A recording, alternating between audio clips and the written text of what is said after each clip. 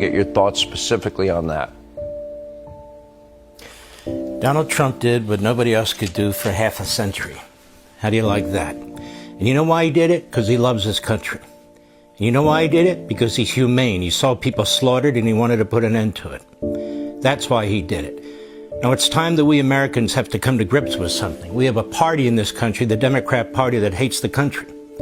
Here we are in the middle of a spectacular, humane peace mission where people were being slaughtered. They were being slaughtered right up to the minute we attacked them.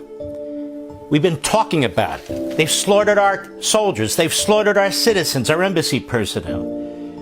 They come into our country and try and assassinate people. They're the biggest promoters of terrorism, and the Democrats immediately, knee-jerk, they defend the terrorists, like they defend the illegal aliens and the criminals. There's something wrong with that party, that at a time we should be celebrating the most spectacular military act I've ever seen, Khomeini's gone in 20 hours, while their president, Biden, was funding the Iranians billions of dollars, while Obama was paving the way for them to have nuclear weapons. Donald Trump loves this country. He knows right from wrong. And we've had a real psyop going on in this country for 10 years against this man, where they try and pretend he's the authoritarian, he's the dictator. No, they are. They talk about the War Powers Act of 1973. Anybody who is a serious constitutional lawyer knows that act is unconstitutional. I see all these lawyers writing these pieces like they're smart. They're dumb. And every administration, Republican and Democrat, has questioned it.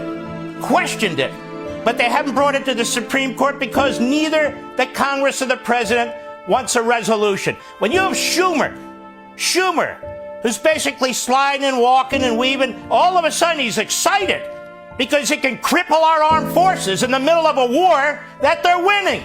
That's what Schumer's doing. Schumer, who supported the Obama nuclear plan, and they would have nuclear weapons today. That's Schumer. Then I see these other people say, Trump hasn't made the case. Trump hasn't made the case. He made the case in 8 minutes. Overwhelming. But why do we need anybody to make the case? Do you have eyes? Do you have ears? Are you an American citizen? Do you know what this regime's been doing? Do you know what it's done to our soldiers? Do you know what it's done to our citizens? Do you know we have people without limbs, without faces, without eyes? As a result of that regime, what do you mean we haven't made the case? Are you really that stupid? And I think they are.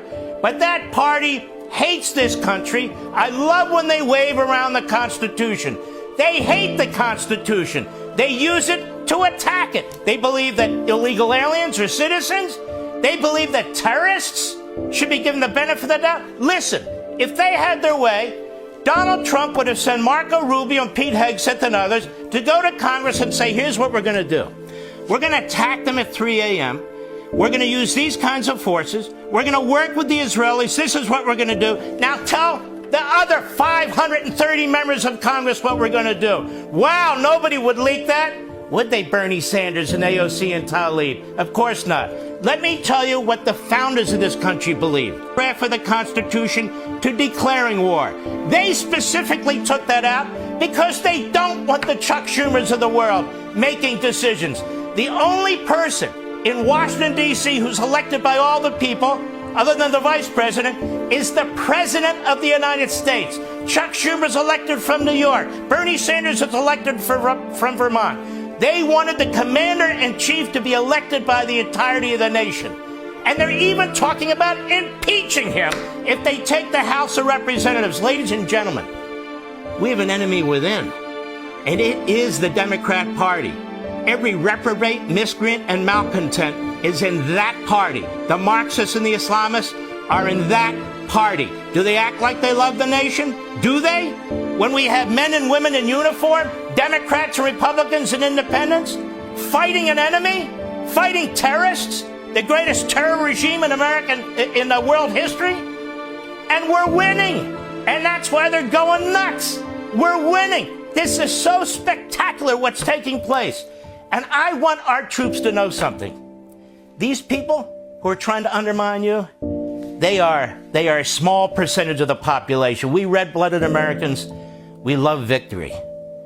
and we love you. You are of us. And most of us have had relatives, if not ourselves, in the military. Chuck Schumer means nothing to us. Hakeem Jeffries means nothing to us.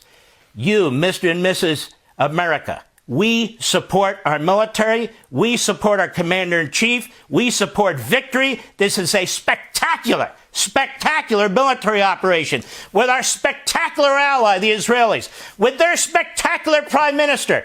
It's working. It's effective. It's spectacular. And these guys, we have to hurry back to Congress. We need to have a vote on the War Powers Act of 1973. This would be the same party that dragged us into Vietnam, right?